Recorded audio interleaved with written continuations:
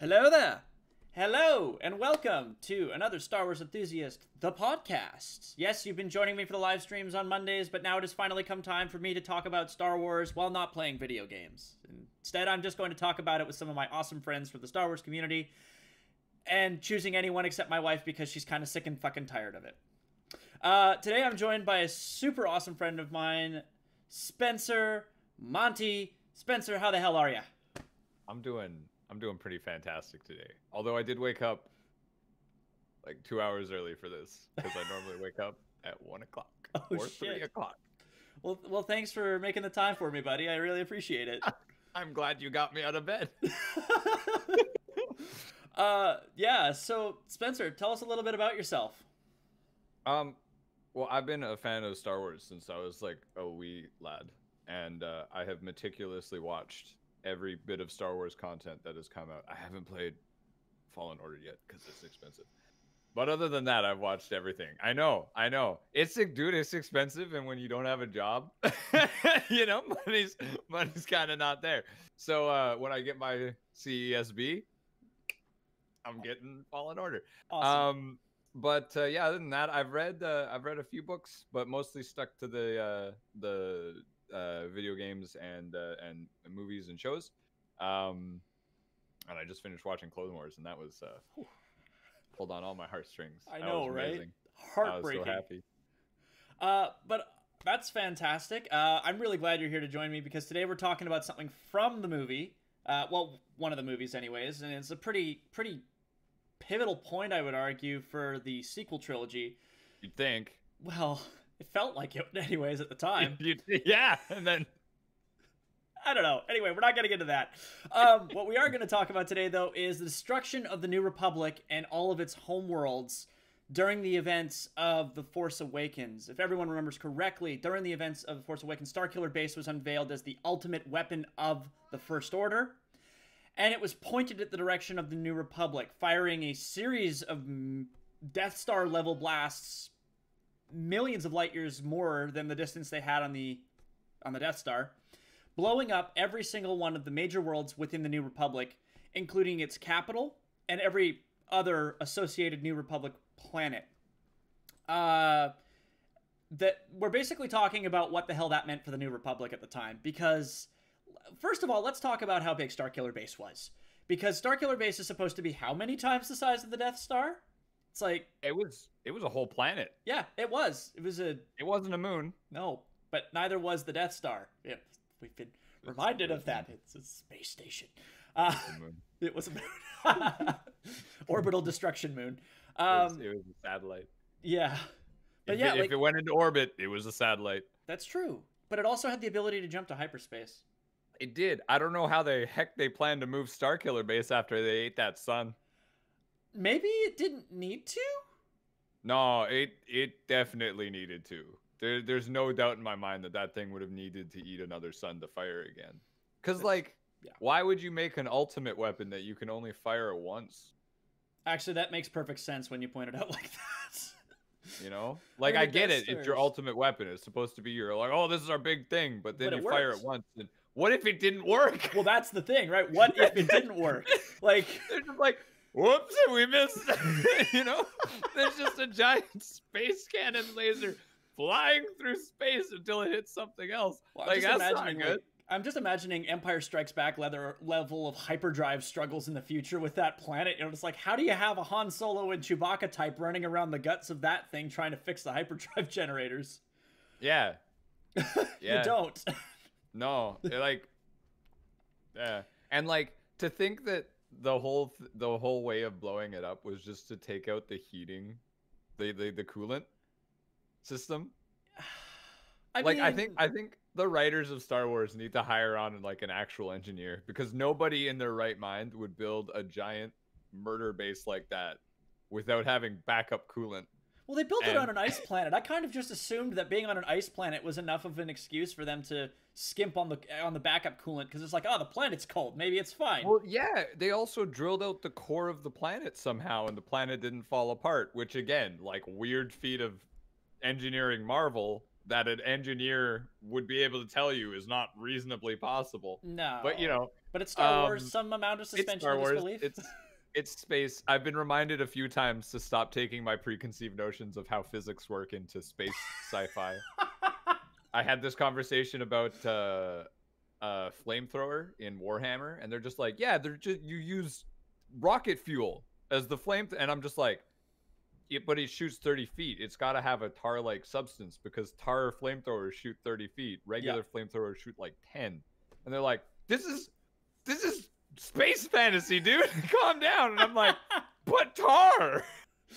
I mean, you're making a good argument at that point, but like at the end of the day, we've got to remember to suspend disbelief, especially when we see a multi intersystem multi-laser firing planet that eats a sun in order to fuel itself with only one cooling system. Just leave it alone like that. There's no backup fan in that computer. Exactly. Yeah. No, nobody stupid. thought extra fans would be a good idea. Yeah, well, I agree, though. It's stupid not to have it. Then we just have to believe them. Yeah. You know? But it doesn't change the fact that they did still manage to successfully blow up the entire New Republic. Yeah.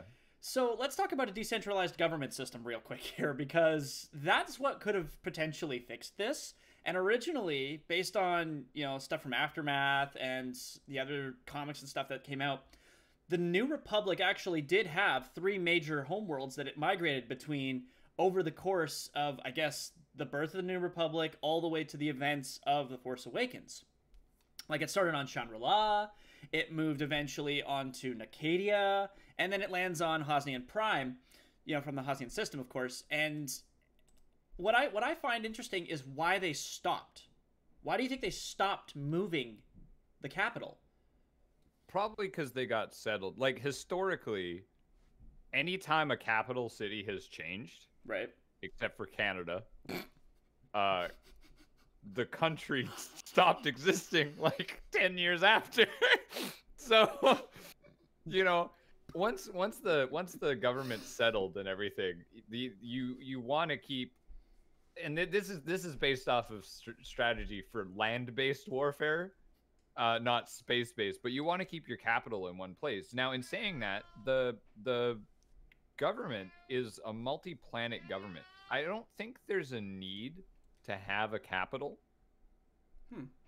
And this is like we now, in today's day and age with COVID and everything, we see how useful the internet is with communication of things, to the point where we can operate most things via the internet, like we're doing right now. That's true, yeah.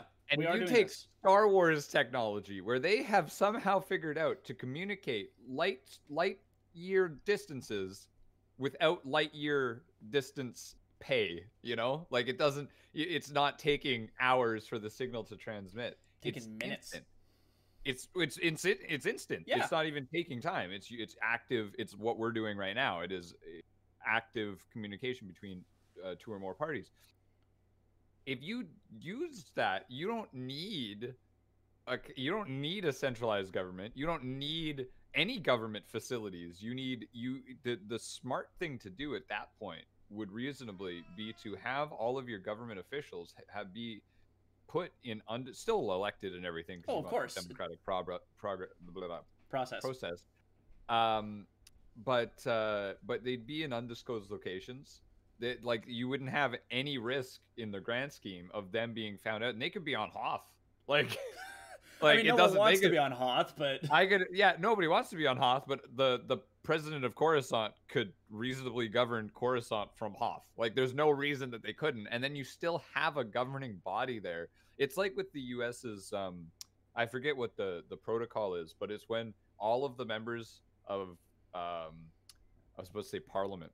I don't think it's Parliament in the U.S. No, it's all the members of Senate. Congress, and the Senate and the president and all the big government officials get together in one place. They take one person and they shove them in a room somewhere. Yeah.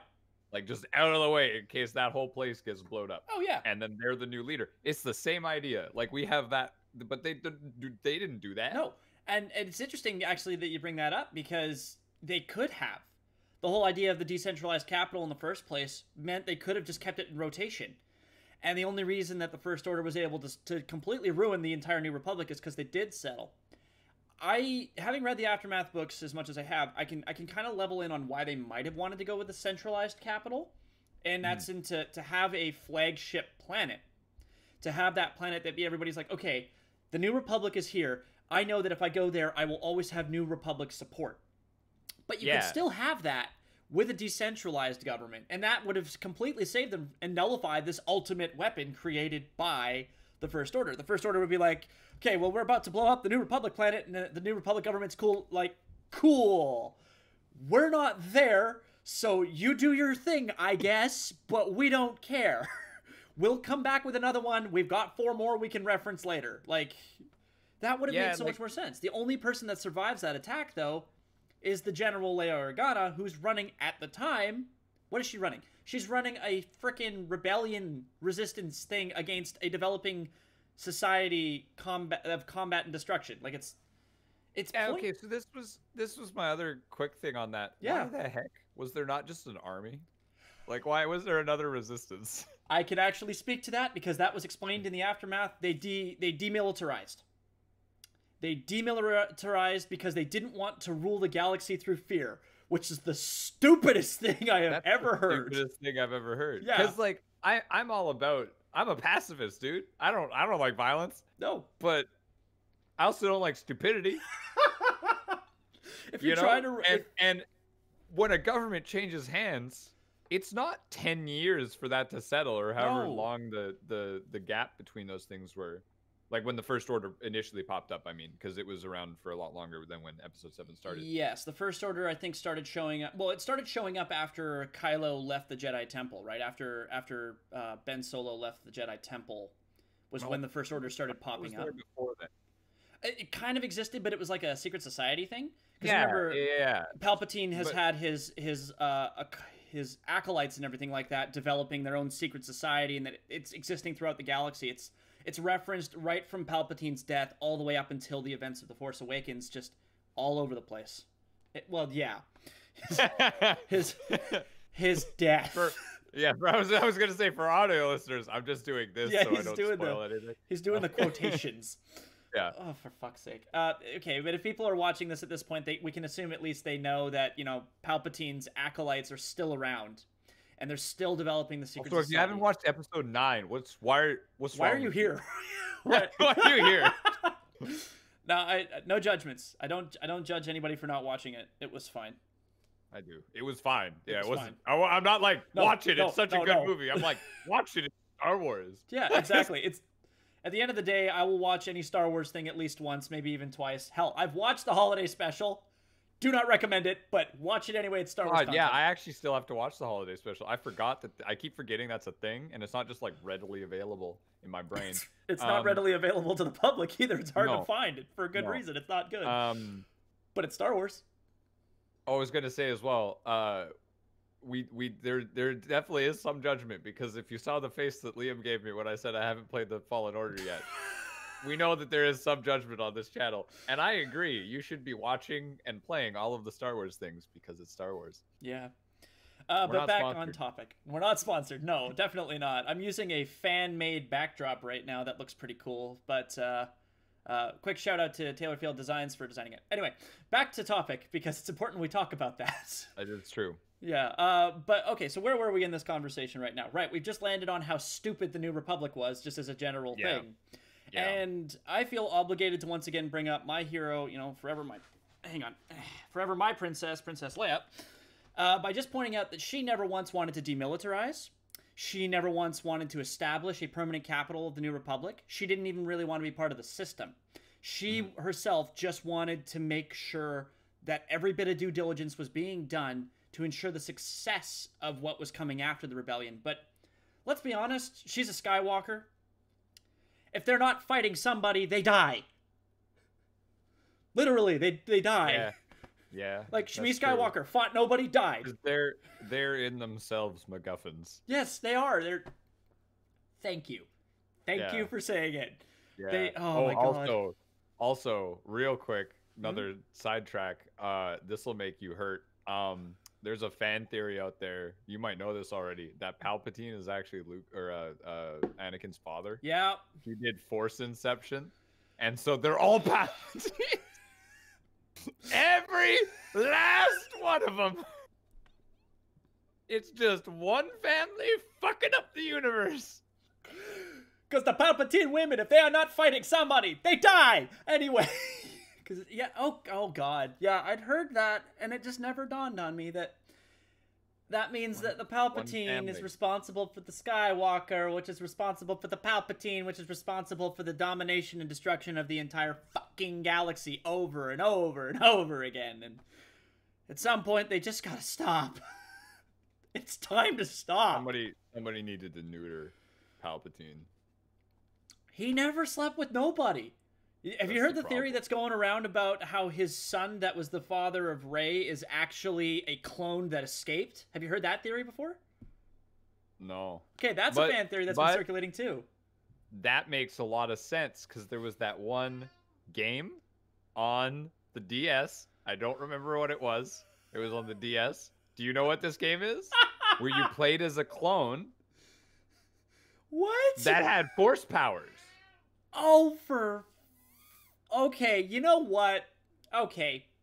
This isn't what I wanted us to talk about, but I'm going to talk about it right now. Yeah. Starkiller. Specifically Galen Merrick from The Force Unleashed. Starkiller in Force Unleashed 2 is what I'm referencing specifically. The perfect clone of Starkiller doesn't exist. But every single attempt to replicate one with force powers did work. It's just the clone wouldn't operate independently.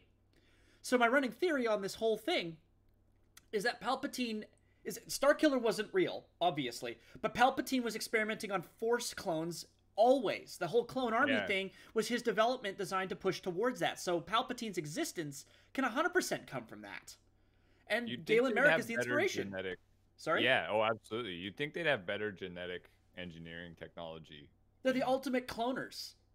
And if it's really a type of microbody called a midichlorian that's in your system, there's no way you couldn't clone those two. Oh, yeah, no, super easily. But, like at a certain point, you just think, like, they could program the clones to just follow Order 66.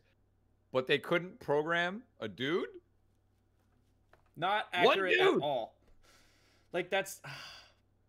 I think this goes back to our suspension of disbelief. Yeah, we got to give it some credit where it's due, I suppose. So, what was our back topic on the again? original? Oh, right, back on the original topic. Talking about the fallout of the New Republic's Boom Boom. Yeah, so going further out of the Republic's stupidity and now that they no longer exist, how is anything running? Like, I didn't read the Aftermath books, right? Well, this is the thing. When your government just stops, like, it's not sunshine, lollipops, and rainbows. It's mass anarchy, chaos, murder, bloodshed. Thieving. If we're referencing the Aftermath books, that's following the fallout specifically of the Galactic Empire. The Galactic Empire that was ruling planets through fear, through imperial and militaristic control, and we were seeing throughout the course of all of the Star Wars video games, comics, novels, and even the movies and TV series, what that looked like, what the actual tyranny of the Empire looked like. So take away the military aspect, take away the ruling through fear, and take away the every other aspect that made the Empire what it was and as efficient and effective as it was, and instead replace it with positivity, hope, and a lack of military. And that's what you currently have running the New Republic, right? Now, I just love the concept that you have hope running a government. Exactly. It's literally a wing and a prayer. Like, that's all that's keeping that together. You got some duct tape. But it doesn't stop there though, right? Because what's happening is that planets are electing their own officials, planets are developing their own local governments, and those governments are becoming loyal to the New Republic. And that is the active effort being made to try and maintain the new form of order. Planets are responsible for themselves, with the New Republic being a lifeline that they can reach out to. Yeah. So with the fallout of the destruction of all of the New Republic planets and everything like that, and no longer having a centralized government, it wouldn't be beyond the realm of possibility for, say, one of those planetary governments to start to seize its own control over other things. So we're not going to see the same kind of fallout that would have come in the Aftermath books, which would have been the Rebel Alliance establishing themselves and sending out I guess, attack teams, raider teams, and recon teams, and diplomatic teams, and stuff like that to all these different systems to try and create a new republic. Instead, what you're going to see is a bunch of independent systems, like what the frickin' CIS was trying to do. The Confederate of Independent Systems was trying to establish themselves as a separatist movement, except it's just going to happen. Yeah. And so now there's no reigning government body at all, except for what they've established for themselves. So this is a premise that kind of goes back to Isaac Asimov's Foundation series, if you've read that, where the idea, the start of that was the centralized government of the galaxy will fail regardless of what happens after a long period of time because of bureaucracy, and it just gets too big. And so, and especially when you set something up from scratch, it's never intended to do, like, you look at the United States government, like, that was meant for a few million people, right? And now it's 350 million or so, and it doesn't work, you know. And it's the same in Canada. So it's the same idea, just on a larger scale. And so what was done, so that's akin to the republic failing, the first republic failing, right? Yeah. So what was done was, in his novels, he basically had a guy send out team and start a basically seed planet on the fringe of the galaxy. Okay. And what happened there is, after the government finally fell to a point where the enough of the outer edges of the Milky Way started breaking off and becoming their own nations, this fringe planet would be there to shorten the time between galactic governments, because a galactic government is still something that is relatively at peace, you know, with all of its problems. It's still at peace. There's not mass scale loss of life going on at any given time. Right. So this feels very similar to that, is that the New Republic is meant to be that foundation that will naturally spread over the course of time, and it's supposed to have the ideal of it would have the best technology. Yep.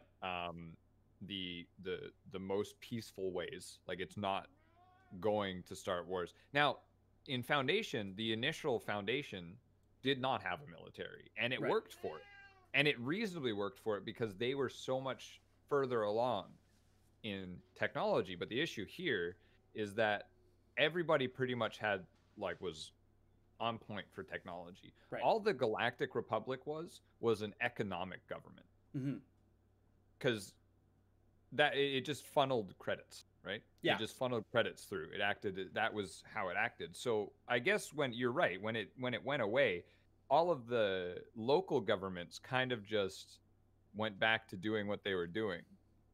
And there would have been an economic recession in the grand scheme, but I think they would have all recovered. But what I don't understand happening is those fringe planets from before all breaking off and starting their own nations. That would have still happened, because absolutely. there are plenty of, like, barbarous and like warlike species in Star Wars that would have just jumped on the opportunity to start. But we don't see that. We just see the conflict with the First Order, and those nations would have, like, right away started attacking the Resistance if they were close enough. Well, that's the thing too, right? Like, this is going to be a reference to Star Wars Rebels real quick here. I don't know if you've seen that one. I'm betting you have. Yeah. I'm betting literally the only piece of Star Wars that I have not seen is the holiday special. Fair enough. Okay, so in Rebels, we actually see something similar to that in the form of the Super Commandos, led by Gar Saxon, which are Mandalorian loyalists who joined the Empire and are attacking rebels that are passing through the space. Same thing applies to Concord Dawn's private militia, which is run by Fen Rao. Fen Rao's team, their thing is they don't serve anybody. They believe themselves to be the true Mandalorian loyalists, and they make a deal with the Republic the Alliance, because Fen Rao is being held captive. They're being extorted to be made allies, not actually an alliance or anything. Yeah. So when we look at planetary systems that are just, and that's just based on Mandalorian. That's not even like Mandalorian culture to do it that way either. That's just what they've been like because they're very anti-establishment at that time, Oh especially God, with the yeah. events of The the establishment keeps like just, you oh know. ruining their lives. Like we look Yeah. throughout the entire history of Mandalorian in the canon, it's like that. But let's take another example. Let's take one of the Weequay homeworlds. Pick one. Rat Attack would actually be my go-to because Rat Attack on its own is a planet that is completely independent from the rest of the galaxy. It at no point was part of the separatist movement. It wasn't part of the Galactic Republics at any point, and it is incredibly barbarous. It's gladiator pits and beating the shit out of each other to get ahead of the next guy. Yep. And that's just the nature of that planet. You take away the only semblance of military or policing or even government that exists, and those kinds of planets are like, everything's fair game, let's do this. So we don't see that, you're right. And I would be curious to see what that would look like, because if we know exactly what those planets are already like just naturally on their own, which thanks to the extended universe, we kind of have an idea. Yeah. If we see what one of those planets deals with, if we see the perspective of a person who lives there, who knows that, hey, did you hear that the fancy high New Republic thing done gone boom because big old boom boom planet over there gone do shusty thing. Suddenly these guys are like, okay, cool, but we already are raiding the planet next door and nobody's here to stop us. Let's just keep doing the thing because no one's going to stop us. It doesn't establish a new order. It just motivates the negative to be more negative. Which I think is the kind of chaos the First Order was trying to instill to make the galaxy suddenly swear automatic loyalty to them when they become the new empire, right? I think that does make sense. I think that's the big goal. I think that's the big picture thing. And so knowing that the big boom sticks out there, maybe that's the threat they're hoping to use to convince people they can do that. Exactly. Yeah. They see that they have the power and they want those fringe elements to fall under their command. So that was basically Palpatine's original plan too when he took over made the Galactic Senate. Oh, absolutely. He just wanted chaos. If there was enough chaos going on, that means no one could stop him from doing his thing. Yeah, and a war just finished, and all the Jedi are dead, which was the governing body of the universe. It was the police force of the galaxy. Yeah. It was more than the police force because of their they actually had an ethics department. That's true. That's when you loop in the da da da da da da da. I will definitely throw yakety sax on that for no reason at all. Yeah, it was like just police force. No, but in all seriousness, they had the whole concept of the Jedi Council, I believe, was really the thing that was leading the Senate and such prior to Palpatine coming in. Yeah. Not directly, but indirectly. They had so much political sway that they just didn't recognize. And so I think the other thing too, though, was that their supposed ethics were banning them from using that pull they had, or so they believed. That's the thing, is they, and this is why Yoda was just like, and Luke were just like, yeah, we need to get rid of this thing. This thing's stupid.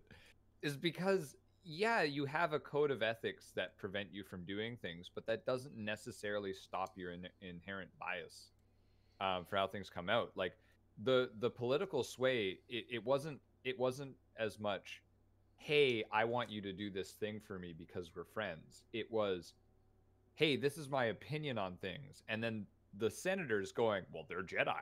They must be right. And then the galaxy being shaped that way.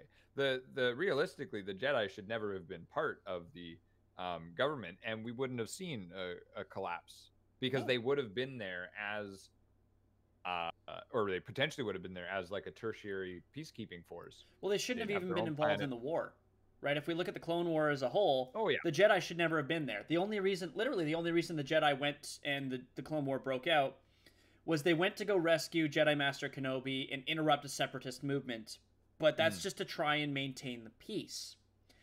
It's completely unnecessary for them to be involved in the actual war because there's nothing about the war that was maintaining the peace. Because there's no peace. It's just outright war. Yeah. Well, I mean, in Phantom Menace, that's when the war started. Because it wasn't an all-out war prior to that. But you're right. It did start with Qui-Gon and Kenobi and their dealings in that whole situation, and the it's I feel like the start of that war was also a suspension of disbelief moment as well, because a trade war on that scale, like, it just doesn't It was track. And I know no. Palpatine was pulling the strings, but still, like, it just like you're just like, but what was the motivation of anyone? But anyways, so yeah, so that was like the fall of the initial Republic was chaos. The fall Mhm. of the next Republic was chaos. Going back on that Mandalorian point, though, I am surprised that they did not just take over the galaxy, because they would have had the capacity to. It's interesting that you should bring that up because I also found myself pretty surprised. And I have a running theory on it. This is not canon. There has been no reference to this at all. And I 100% recognize that if I am proven immediately wrong by Disney's choices with regards to Mandalorian seasons, comic books, or anything like that, I accept that. But I have a theory on it, which was Mandalore, for once, was not involved in either side of the conflict to the point where they weren't even informed.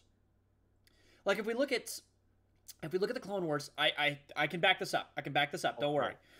If we look at the Clone Wars, Satine had taken the Mandalorian people right out of the conflict by just declaring their neutrality, making them a pacifist planet, and that was that. She basically removed them from the conflict, but that in and of itself created a new kind of conflict on Mandalore, which eventually led for them to being drawn into the war, whether they liked it or not. Yeah. That's the first example. Our next example is when we look at things like the events of Rebels, where we see the splinter groups. So we see Clan Rao, we see Clan Vizsla, we see Clan Saxon, all doing their own things that are meant to become their own independent type of approach to it. It doesn't change the fact that Mandalore is still Mandalore, and Concord Dawn is still Concord Dawn, and Concordia is still Concordia, the moon of Mandalore. Like, they're all still places, and there's still people there, and they're all involved, but they're all doing their own things. And they know what's going on because people keep coming there because Mandalore's been this warring nation forever. But I would say, in the fallout, like if we look at the Siege of Mandalore, and we look at the fallout from the events of the Siege of Mandalore, we see the stuff that's happened in the Mandalorian TV series, like the one Disney Plus is producing, and the Empire wiped out Mandalore. That's how Grand Moff Gideon gets his hand on the Darksaber, and why Mandalore is in hiding. My theory is Mandalore never fully reestablishes itself over that course of that massive time period. Oh, as a full proper governing planet, thereby not making themselves a threat to anyone because everyone kind of forgot about them. Like, we don't see any Mandalorians involved at any point throughout the sequel trilogy. At no point. We see different organizations. We see the First Order. We see the Knights of Ren. We see the Resistance. We see whatever remains of the Jedi and stuff like that. We see all sorts of different groups, but we never see a Mando.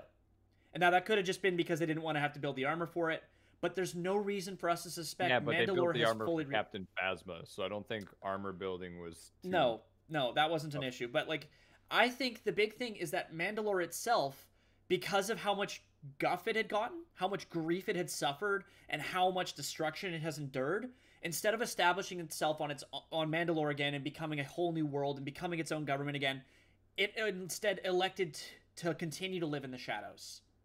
So Mandalore exists, but as more of an underground organization instead of a governing figure, which means the Mandalorians wouldn't bother trying to do that yet until we get a new Mandalore the First or Mandalore the Indomitable or that kind of guy. Like, I think that's when we would see it, but it would take a new Mandalore to do that, like a new leader of the Mandalorians to do that.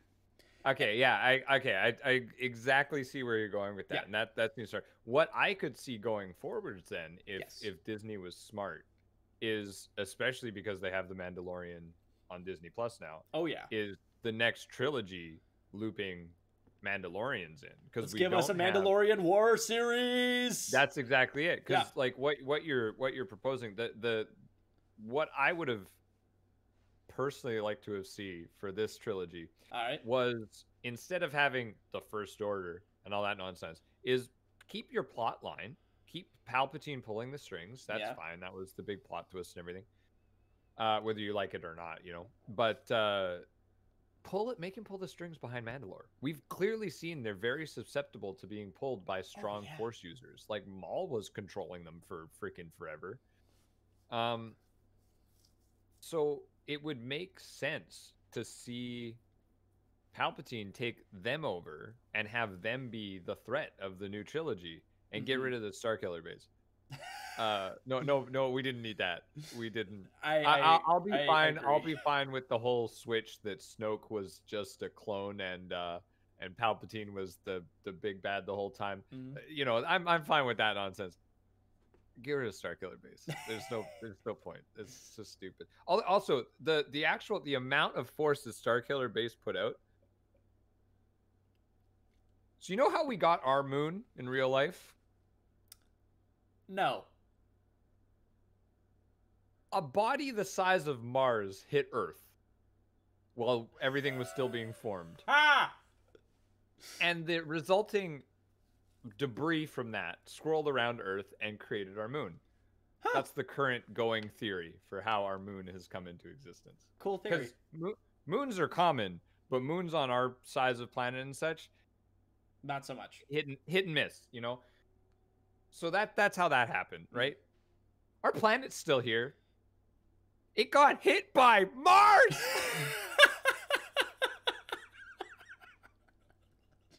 The biggest car crash in history. Yet, like, not actually Mars, just something the size of Mars. Yet,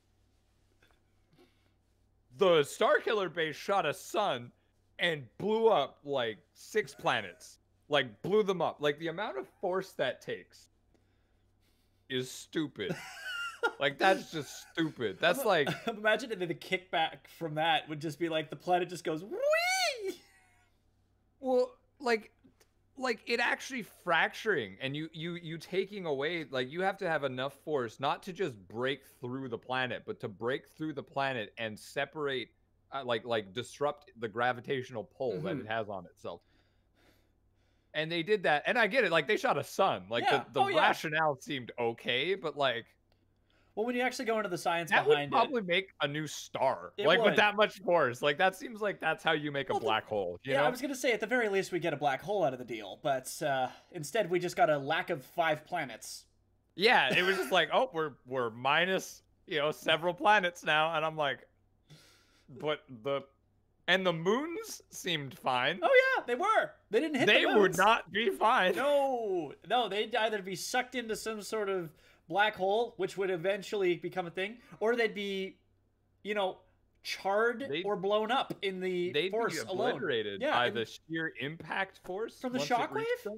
Yeah, like that amount of force hitting a planet. Not only would the rest of the planet come and hit it, but just the shockwave going out. Well, if you want to come up with like a ridiculous story, you can say that the moon got blown off of its gravitational pull and just started spinning and spinning and spinning and crashes into another planet and creates a chain reaction. Here's the new meta. Here's the new meta. One of those moons flew to Earth. Now we have a moon. Boom! Boom! It was a long, long time ago, brother. There we go. We cracked it. That's the thing on the show here. We always crack one big thing of history. Exactly. Yeah. That's so Starkiller base made it so Luna exists. That's Oh God. Headcanon accepted. All right.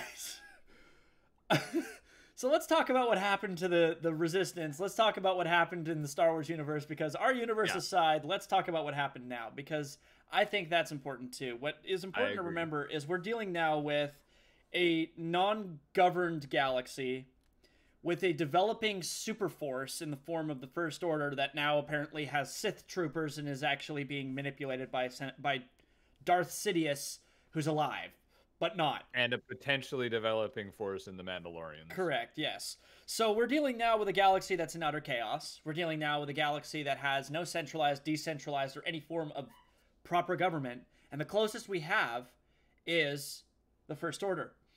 I like to think that weaker planets would be very easily swayed at that point, because we already know the First Order is an independent unit. It doesn't have... Yeah. Like, its most centralized thing is that it had Snoke pulling the strings and running it. Well, we saw that in the Resistance. Yeah, exactly. The TV show. Like any small planet, we're just like, oh yeah, First Order? Sure, yeah, no, go right ahead. It's because it's easy. And so with the First Order successfully blowing up the New Republic, I find myself curious. I'm pretty sure I know the answer, but I don't know because I don't think it's ever been outright said. that larger systems would naturally want to fall in line too, because originally even the medium-sized ones, like we look at what the First Order did, took over smaller, lesser powerful systems, and it's like, this is ours now, and the planets are like, right, fair enough. Where's the flag? We'll just hang it over there, okay? Then they throw up a flag, and that's that. First Order owns the planet. With the medium-sized planets, though, they're still big enough to kind of be independent, but they still would ally themselves with the one they consider to be the biggest force. So being part of the New Republic would make sense for them. But when the First Order blows up the New Republic, how fast do you think a medium-sized world that loses its lifeline to the New Republic would want to fall in line for the First Order? Well, I think normally pretty quick, but given that there's already been one galactic empire, as a medium to large world, I wouldn't want that to happen again. We just fixed the problem. Now there's another one. It's been like 20 years. Like, what the heck, you know? So I think the natural response to a lot of these planets, provided you still had leadership that was around during the fall of the Galactic Republic, I think the natural response would be to fight.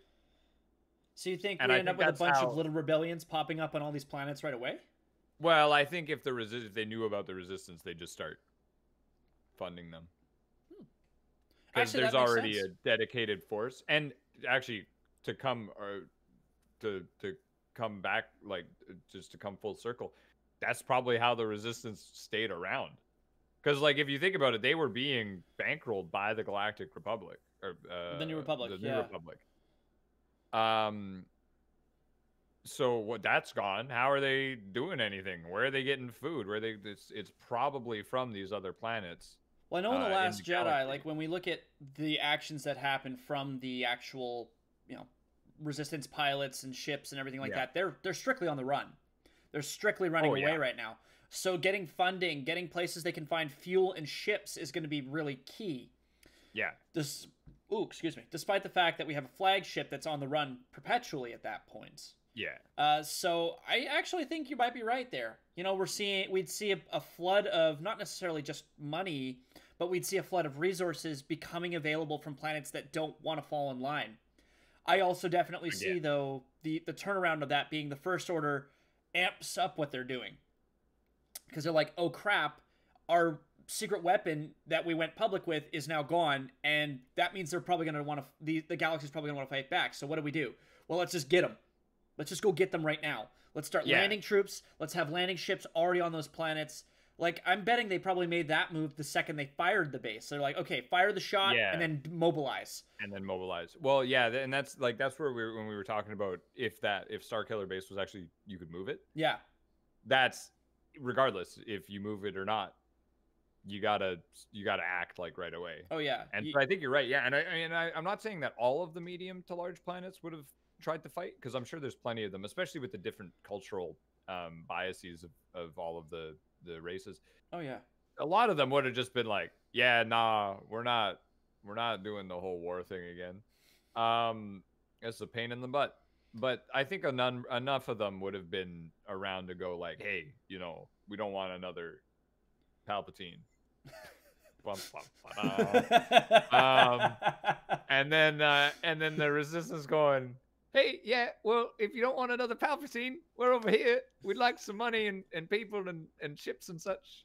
That's how you end up with all these people that are willing to help and just suddenly be willing to kill themselves or die for the cause. And exactly. The funny thing to me, though, is that you did see a lot of younger people in the Resistance. Oh, yeah. Because it's a Disney movie.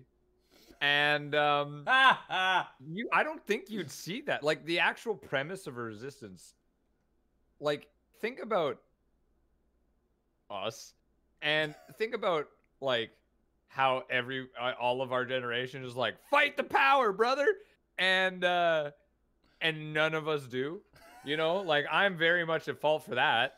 I'm just like, the government's gonna collapse at some point, so I'll just like wait and eat chips. Oh, and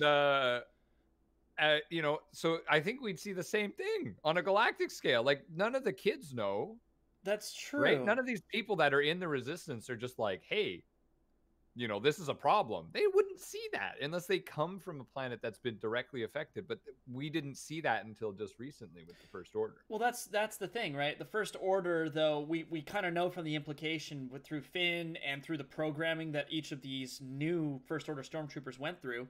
Mm-hmm. Kids are taken away from their homeworlds, programmed, trained, and basically, like clones, bred into the perfect soldier.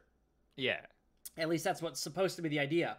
But we see, what I found anyways, too much human in every single one of those in every single stormtrooper we saw. They're not blind followers. They're not obedient to the point of fault, which is what the clone troopers had going for them for the Republic Army. They were obedient to the point of fault, which is how Palpatine manipulated them. The First Order stormtroopers were as close as they could do without having the cloning facility again. And we can see that. But then we see the human aspect come out. Yeah. And to a planet that might know the First Order was stealing all the kids to do this, we wouldn't see kids. We'd see angry parents. Yeah. So I definitely agree with you. If you look at Poe. Yeah. He has got that dad. He's both got the dad and the daddy energy, Yeah. Well, it's same deal with there's a character from the Aftermath books that made an appearance, Snap Wexley. Right. He appeared as well. Same energy I got from that guy. But he was a kid in the Aftermath books. Right. He's one of the protagonists, and he's like 12, 13 years old. Yeah. He's been raised in a rebellion household, though. Oh, so families that had kids during the events of the rebellion or the Aftermath books, they will have had all these stories, and their kids will have grown up on that experience. Which is the same deal with Poe, because his parents came from that same background, right? Yeah. And then, we can tie that into nowadays, whereas, all of us have grown up on tales of World War I and II, and now we're seeing government overreach. Well, depending on your opinion, but yeah, somewhat non-democratic processes going on, and we're all like, "Uh-oh, you want to not do that? Can we not do that?" Well, so yeah, I do see. I see what you're saying there, and it does make sense now that there would be younger people in the Resistance and such. I mean, still, even so, though, if we saw a younger generation or an older generation, the Resistance definitely would have gotten something out of this destruction of their new republic. Oh God, yeah, no, people would have been flooding in after that. They'd be just like, oh yeah, no, these guys are a problem. You're not a crackpot. They just blew up planets. We should help you guys. Yeah, it's like we don't want to get blown up. No. It's amazing how much fear can do that for people, I guess. But at the same time, too, it's a certain amount of courage or bravery that goes akin to that movement. Yeah. So I guess it's the rationalization that every single person needed was, I need a catalyst, and then they get the catalyst. Yeah. And now they have this catalyst, and they're like, crap, I gotta help. I gotta do the right thing. So that's what they do. They do the right thing, or they don't. I don't know. It's all about perspective at that point. I think the right thing would have been to remain a fringer if you were a fringer and just not get involved because, damn. Yeah. Well, I mean, although even the fringers, we see, as I said, we see in Resistance, the fringe planets get involved like that, in seconds, dude. Well, they either get sponged in by the First Order or they develop that rebellious spirit. Yeah, they have. Well, it's less of they've developed a rebellious spirit as the Resistance sends spies everywhere to just egg people on. They're just go fight them. Go fight them. You don't want to be treated like that. Oh. No, I don't want to be treated like that. Well, maybe we should do something about. Maybe we should. Hang on a second. Oh, we're doing this then. All right, but.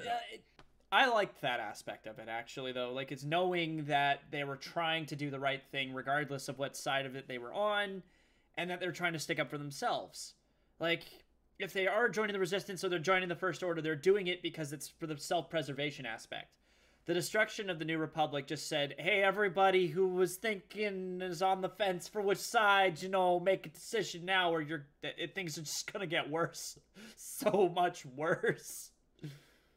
And then that's going back to the Foundation topics. Yeah. That's kind of what occurred there. There was a point in the story where they basically controlled half the galaxy. Mm-hmm. And most of it was through peaceful sort of just of planets into the Foundation empire. But there was they had the strongest military. and then bunch of stuff changed when something outside of the plan happened. I won't spoil the 90-year-old books, even though they're significantly past their spoilerage period. But yeah, no, it's like it's interesting to draw the parallels there, where you have people thinking they're doing the right thing, and that that's why I think a lot of the time we make fun of those from a certain point of view kind of things, but realistically, yeah, from a certain point of view, yeah, the Jedi are evil. Yeah, absolutely. They're real the dicks Sith about are it. doing good things, and the same is said from the other way. And then there's another point of view where everybody's evil, and maybe we shouldn't have force. And there's like I am not part of the we shouldn't have force wielders because freaking space wizards, dude. I want all of this. I want to be a space wizard. You kidding me? Like which one of us hasn't just sat there at our even to like I'm a 23-year-old man. I've been sitting on my desk just like trying to get a freaking lip balm to fly into my hand, expecting one day that I'll tune in with my midichlorians and be one with the force. We've all done yoga. it. It's not for flexibility for climbing or anything. It's just like one day my yoga, I'll like ascend and be a Jedi. I've already got the lightsaber. I'm ready.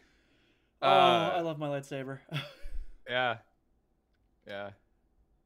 So I think what we've determined is we've determined that the Fallout actually kind of made sense. Yeah, I think from everything we saw in the movies, yeah, it kind of made sense. I think that's where we've come down to. Like we didn't see immediately a lot of warring factions. No, what we saw was the continued battle. Yeah, obviously. Yeah, and we saw, from what little we did see of the extended galaxy, the smaller planets getting involved or not, because at the end of the day, we're talking about 3 movies that span the course, I think, of 3 years total. Yeah, if that. Probably not even, because that's the thing. They were made over the course of 3-4 years, but we're also talking about The Force Awakens happens, and then The Last Jedi happens, and there's a 1-week reprieve between those 2 events. Yeah. That's it. Oh yeah, no, it's not a long period of time for the movies. But I think the biggest thing is that, and what I think they should have laid out a little bit more was that, the Galactic Republic's dead, but that doesn't mean the governments of the surrounding planets are gone. Like they didn't. Yeah.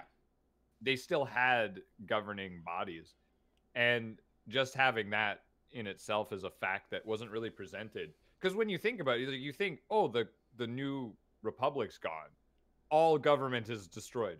That's what they were trying to get across in that scene, and then just nothing happened from it.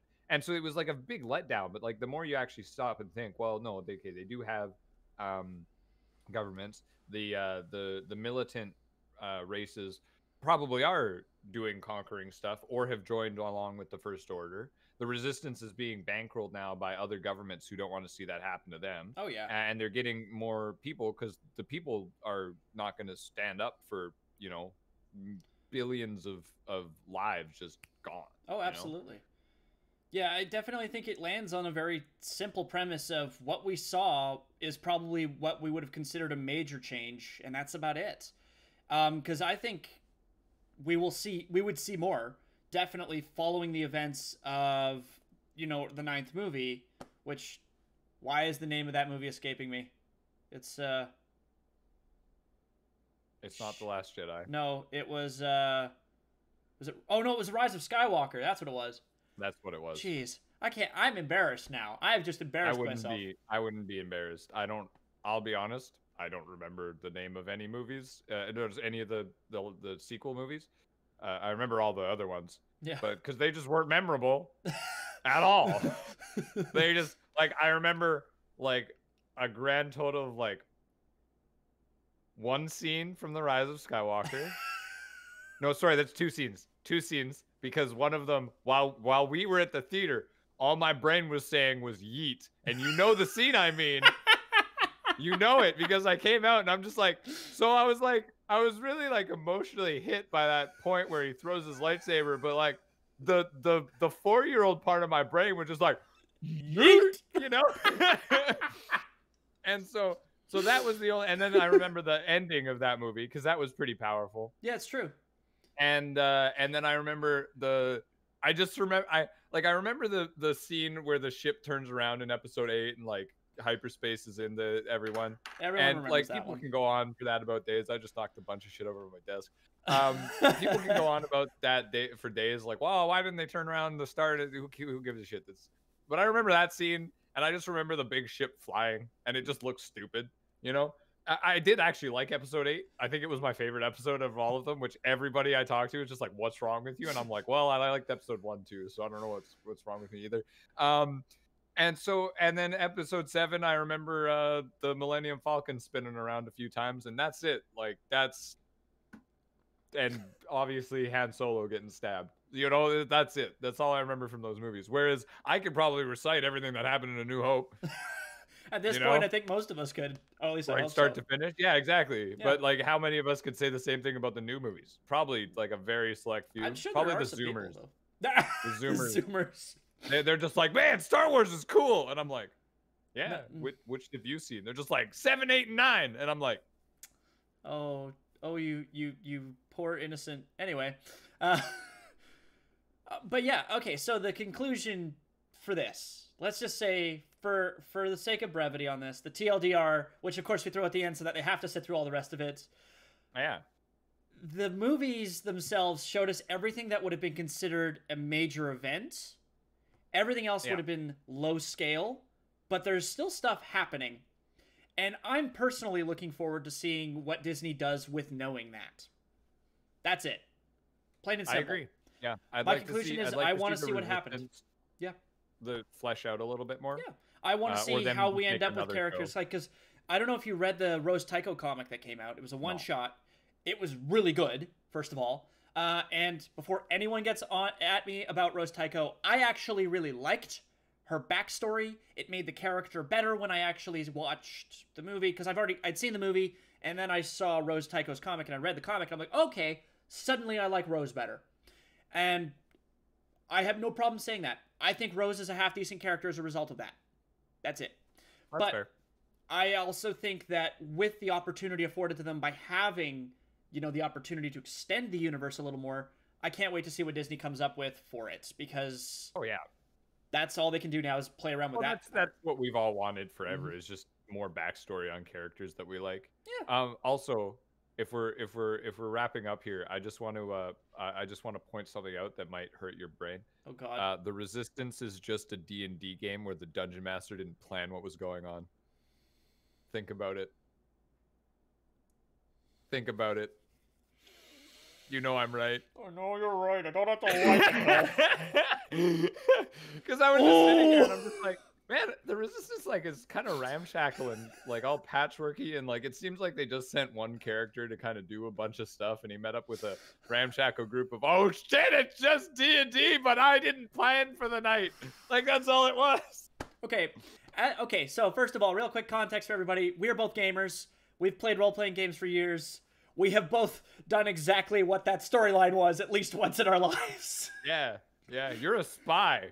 I'm a spy? Why did you make... I'm a bard! Like, Okay, I'm playing a pilot. Cool, you're doing a reconnaissance mission and you're on a planet talking to an old guy. How did I get there? How did you get there? Some other old guy sent you. Yes, that one. Don't think about it too hard. Who was the other old guy? Like my Doesn't dad? matter. Doesn't matter. You got a robot. The robot said go here. You went there. Also, the robot's your best friend.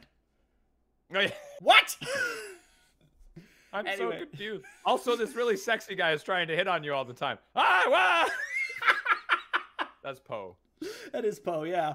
But okay, then I think we got there on the end there, guys. Thank you so much for joining us today. I'm really glad we got to talk about this. It's been something that's been festering in my mind since we watched episode 9. It's literally actually been on my mind since I saw episode 7, and I saw the whole freaking New Republic go. I'm like, what happened? But thank you guys. They were just like da da da da da da da da da da da. Just partying off in their own galaxy. Yeah. But we appreciate you joining us. I hope you all join us next week where we do another one of these awesome things. Not sure what we're going to talk about, but I'm probably going to have Spencer back again because I enjoyed this. I might wear a different shirt. Go for it, buddy. All right, but thank you all. Spencer, where the hell can they find you? They can find me and my business partner Mike on twitch.tv/TeamPanada. That's Panada. We're also on Facebook under the same name, TikTok, because I'm trying to be a Zoomer, and Instagram, all under the same name. I think it's Team Panada Inc. on Instagram. I'll put all the links in the description of below so you guys can find them there. Also, you can find me. My name is Liam, and I'm part of the YesDearProductions team here. I'm also another Star Wars Enthusiast podcast on YouTube. You can join me on YesDearProductions on twitch.tv. You can follow us on Facebook. And if you're feeling so inclined, you can support us on Patreon, of course. I love to do this, and I hope you guys enjoyed it. But from us here at YesDearProductions and my good friend Spencer here, may the Force be with you.